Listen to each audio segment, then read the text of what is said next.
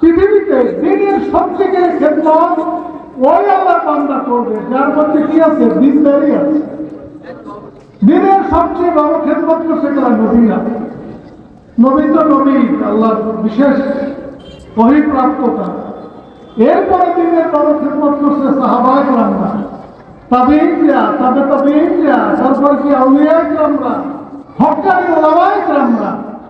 এরা যে দিনের খেদমত করছে তাদের নিজেদের মধ্যে কিন্তু পুরোপুরি কিন্তু দিনদারি ছিল, তাদের মধ্যে কিন্তু পুরোপুরি কিন্তু তাকওয়া ছিল।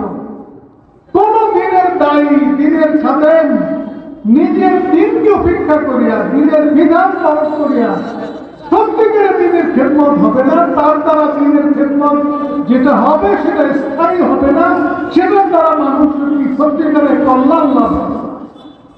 সাহাবায়ে কেরামদের মধ্যে একজন সাহাবী খুঁজে পাবেন না